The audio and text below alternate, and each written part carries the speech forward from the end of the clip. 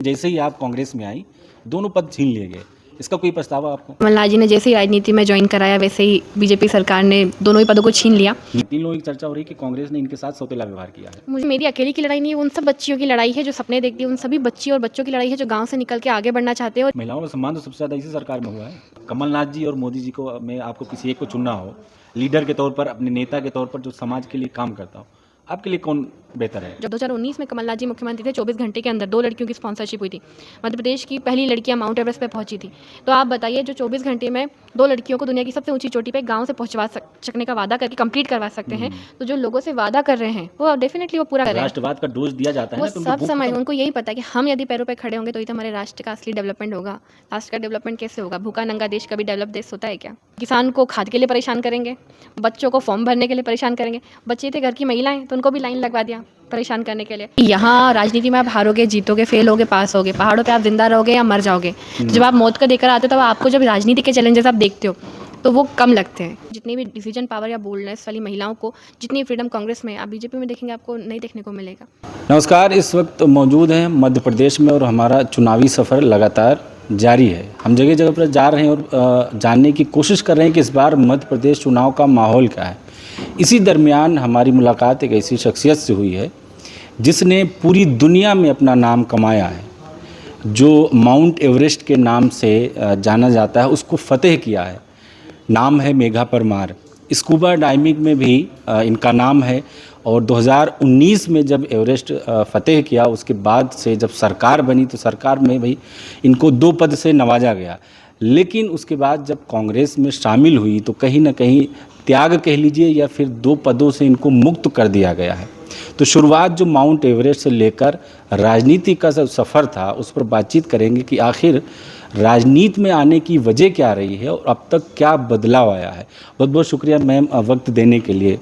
और पहला सवाल ये होगा कि जब आपने माउंट एवरेस्ट कह सकते हैं फतेह किया है और तब से लेकर अब तक अब राजनीति में हैं, लगातार अभी चुनाव चल रहा है मध्य प्रदेश का, तो किस तरह से देख रही हैं, कितना बदलाव आया आपके अंदर खुद भी?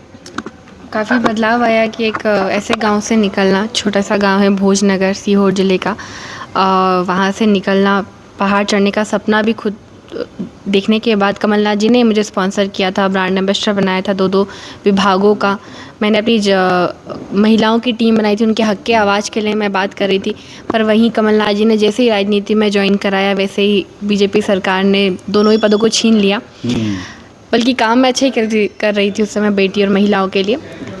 मुझे राजनीति और पर्वतारोहण में ये अंतर लगता है कि यहाँ राजनीति में आप हारोगे, जीतोगे, फेल होगे, पास होगे, पहाड़ों पे आप जिंदा रहोगे या मर जाओगे। तो जब आप मौत को देकर आते हो तब आपको जब राजनीति के चैलेंजेस आप देखते हो तो वो कम लगते हैं कि हाँ ठीक है, हमारा मन साफ है, हम राजनीति में इसलिए आए कि हमें लोगों के लिए काम करना है, मदद करनी है, उनके हक के लिए लड़ाई लड़नी है। पर्वत चढ़ना आसान था या राजनीति में जो ये सफ़र चल रहा है ये आसान है? क्या लग रहा है, आसान और मुश्किल दोनों की बात करें तो? दोनों के अलग अलग चैलेंजेस है। पहाड़ पे आप स्वयं के ऊपर डिपेंड करता है सब कुछ, कि आप निर्णय लोगे, आप चलोगे। राजनीति में हमेशा समूह पे हो डिपेंड करता है, संगठन पर डिपेंड करता है। तो यहाँ जो भी चीज़ होती है वह आप खुद के लिए नहीं सोचते, संगठन के लिए सोचते हो। कोई डिसीजन लेते हो संगठन के लिए लेते हो, आवाज़ उठाते हो संगठन के लिए उठाते हो। तो काफ़ी सारे अंतर। एक चीज़ और बताइए मैम कि आप किस तरह से, कब सोचा कि हमें राजनीति में आना चाहिए, या किसी ने प्रेरित किया, किसको आपने देखा तो सोचा होगा कि हमें भी राजनीति में उतरना चाहिए, या पहले से ही दिलचस्पी थी आपकी? नहीं, मैं एनएसएस में रही थी तो लीडरशिप की क्वालिटी कॉलेज से थी। पर जब खुद पे बीतती है तो समझ में आता है कि ऐसा न जाने कितने स्पोर्ट्स पर्सन या बच्चे परेशान हो रहे होंगे जिनके हक के लिए आवाज़ उठानी है। तो खुद का पर्सनल एक्सपीरियंस रहा है कि कितना इफ़ेक्ट करती है राजनीति। हमारे यहाँ जब मैं और मेरी एक और साथी 2 माउंट एवरेस्ट समिट करके आए थे, तो कांग्रेस गवर्नमेंट ने पॉलिसी बनाई थी कि जो भी बच्चा एशिया मेडल तक लेकर आएगा वो उसे एसआई या फिर डीएसपी नियुक्त किया जाएगा। वो फाइलें आज न जाने कौन से डस्टबिन में पड़ी होगी और न जाने कितने खिलाड़ी, न जाने कितने बच्चों के सपने डस्टबिन में पड़े हैं। मैं खुद ही यदि एज ए मोटिवेशनल स्पीकर अपनी जर्नी शुरू नहीं करती तो मैं गाँव पहुँच चुकी होती। जो लाइन आज मेरे लिए ऊंचाई का सबको प्रेरणा का स्रोत देती, वही लाइन बच्चियों के लिए कटाक्ष बन जाता कि वो लड़की तो पहाड़ चढ़ गई, जब वो को कहीं नहीं हो तुम्हारो कहीं होएगो, मत खेलो, मत पढ़ाई करो। तो ये मेरी अकेली की लड़ाई नहीं है, उन सब बच्चियों की लड़ाई है जो सपने देखती है, उन सभी बच्ची और बच्चों की लड़ाई है जो गांव से निकल के आगे बढ़ना चाहते हैं और ये राजनीति के गलत व्यक्तियों के डिसीजन की वजह से उनका करियर बर्बाद हो जाता है। एक चीज़ और बताएं कि आपके पास दो पद थे, या बेटी बचाओ बेटी पढ़ाओ जो महिला विभाग का है उसका पद था, एक और पद था, लेकिन जैसे ही आप कांग्रेस में आई दोनों पद छीन लिए गए। इसका कोई पछतावा आपको?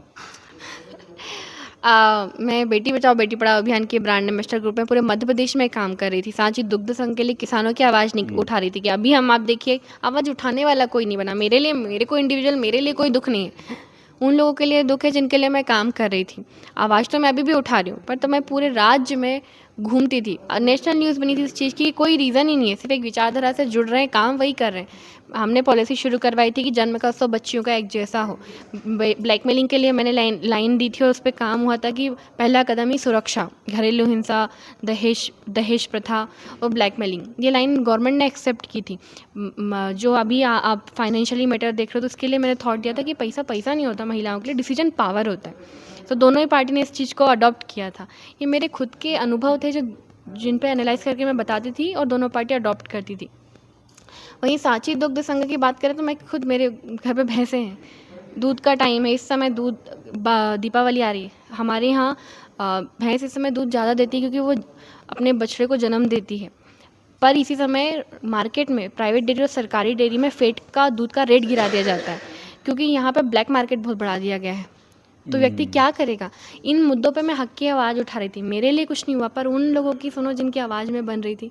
तो दुख होता है कि उन लोगों के लिए चाह कर भी करने में दिक्कत खड़ी कर रहे हैं बीजेपी गवर्नमेंट। अच्छा, एक चीज़ और है कि जब आप उसमें थी, सरकार की तरफ से आपको ब्रांड एम्बेसडर और दो पदों पे रखा गया, फिर जब कांग्रेस में आई तो दोनों पद से जाना पड़ा, तो अब कांग्रेस ने आपको टिकट नहीं दिया, उधर बीजेपी कह रही है कांग्रेस महिलाओं का सम्मान नहीं करती, और एक तरफ बीजेपी आपको अपने उससे निकाल भी रही है, तो दोनों को किस तरह से आप देख रहे हैं? टिकट कभी मापदंड नहीं होता आपके व्यक्तित्व की, कार्यशैली का या पार्टी के साथ जुड़े रहने का। आपकी विचारधारा किस पार्टी से जुड़ते, कौन पार्टी आपके लिए काम करता है। मैं कहती हूँ कि जितनी भी डिसीजन पावर या बोल्डनेस वाली महिलाओं को, जितनी फ्रीडम कांग्रेस में, आप बीजेपी में देखेंगे आपको नहीं देखने को मिलेगा। मैं ये नहीं कहती कि, और मैं खुद भी स्वयं टिकट के लिए तो नहीं आई थी, मैंने काम किया, बहुत अच्छा काम किया, पर जो सपने मेरे क्षेत्र के लिए वो मैं पूरा करूँगी। ज़रूरी नहीं है कि विधायक बनने के बाद करती, ज़रूरी नहीं है कि आप राजनीति के एक हिस्से पे पहुंचने के बाद ही करोगे। यदि आपकी इच्छा शक्ति है तो आप, कई लोग ऐसे होते हैं जो मदद करने के लिए तैयार होते हैं, वो सपने तो आप पूरे करेंगे ना। पर कंपैरिजन करें दोनों पार्टियों की चीज़ें, कि बीजेपी ने तो अपना रंग दिखाया था, पार्टी के ऊपर कटाक्ष नहीं करूँगी कि उन्होंने तो सिर्फ कांग्रेस से जुड़ने के लिए दो पदों से बेटी बचाओ बेटी पढ़ाओ सांची दुग्ध संघ से 24 घंटे के अंदर एक्शन लिया था। ये उनकी मानसिकता पूरे देश ने देखी और सबको समझ में आती है। अब वही कह रही है कि कांग्रेस ने आपके साथ सौतेला व्यवहार किया। मुझे नहीं लगता वो टिकट के लिए चर्चा हो रही है, तीन लोगों की चर्चा मध्य प्रदेश में सबसे ज़्यादा है, एक आप हैं और एक जो IAS जिनको गिरफ्तार किया गया था, और एक और महिला है। तीन लोगों की चर्चा हो रही है कि कांग्रेस ने इनके साथ सौतेला व्यवहार किया है। मुझे तो नहीं लगता, मुझे ये बिल्कुल नहीं लगता। टिकट कोई मापदंड नहीं होता। हमने दावेदारी पेश की थी, हमने तैयारी की थी, ठीक है, नहीं मिला तो कोई बात नहीं, कुछ और सोचा होगा पार्टी ने हमारे लिए। और यदि हम और लोगों के लिए कैंपेन में भाग ले रहे हैं, मुझे आज यहाँ बुलाया गया है जहाँ से कमलनाथ जी मुख्यमंत्री और विधायक बन के यहाँ से जा रहे हैं, उनके छिंदवाड़ा में मुझे बुलाया गया है कि यहाँ मैं कैंपेन में सहायता करूँ, तो इससे बड़ी अपॉर्चुनिटी और क्या होगी। कोई ये जो आपके साथ हुआ इसके लिए कोई पछतावा कि अगर मैं वहीं रहती, वो इसी स्टेटस पे काम करती, तो आप तो दो ब्रांड एम्बेसडर थी, दो पद थे, छोड़ते ही सब चला गया हाथ से, तो कोई पछतावा इसको? बिल्कुल भी नहीं, कभी नहीं हुआ। कभी भी, मतलब किसी भी चीज़ का जाने का या आने का, पहाड़ चढ़ने के यही तो बेनिफिट होते हैं। आपको समझ में आ जाता है जब आप मौत को बहुत करीब से देख कर आते हो, तो आपको फील होना बंद हो जाता है। ना ज़्यादा खुशी महसूस होती है, ना दुख महसूस होता है, ना ही किसी चीज़ का गम ऐसा महसूस होता है। ओके, ठीक है, नहीं हुआ तो क्या हुआ, ले लिया तो क्या हुआ, काम करने से नहीं रोक सकते। अब आप प्रॉपर तौर से राजनीति में आ गए हैं, अब मध्य प्रदेश में आप घूम रही हैं लगातार, मध्य प्रदेश में चुनाव है 17 तारीख को, अब थोड़ा राजनीति पे भी बात हो जाए। भाजपा की तरफ से कहा गया है कि महिलाओं का सबसे ज़्यादा सम्मान मध्य प्रदेश में हुआ है, लाडली बहन योजना जो चल रही है सबसे ज़्यादा चर्चा उसकी की जा रही है, किस तरह से देख रही हैं आप? जिस समय लाडली बहना लॉन्च किया गया था, 18 साल में बहनें याद नहीं आई थी, केवल 3 महीने पहले याद आई, है ना। और उसके बाद भी जिस दिन लाडली बहना का लाइन लगाने का दौर शुरू हुआ उतना ही उनके पास सारा डॉक्यूमेंट था। जानबूझ के लाइन लगाने की आदत है ना उनकी। किसान को खाद के लिए परेशान करेंगे, बच्चों को फॉर्म भरने के लिए परेशान करेंगे। बच्चे थे घर की महिलाएं तो उनको भी लाइन लगवा दिया परेशान करने के लिए। लाइन लगाने के बाद भी आधी महिला जो 23 वर्ष की हैं, जो 60 वर्ष की, उनको दिया जाएगा, आधी बहनों को छेंक दिया गया। बाद में फिर उनको समझ में आया कि आधी बहनें नाराज़ हो जाएंगी, तो फिर बोले पहले ट्रैक्टर खरीदो, उसके बाद हम 1000 रुपये देंगे। तो आप बौखलाहट समझ रहे हैं। उसके भी बाद आप देखो कि 70 रुपये पर हर एक व्यक्ति का बिजली का बिल बढ़ा दिया गया, राशन के भाव बढ़ा दिए गए। आप जब मार्केट में जाते हो तो आपको टोल टैक्स बढ़ा दिए गए।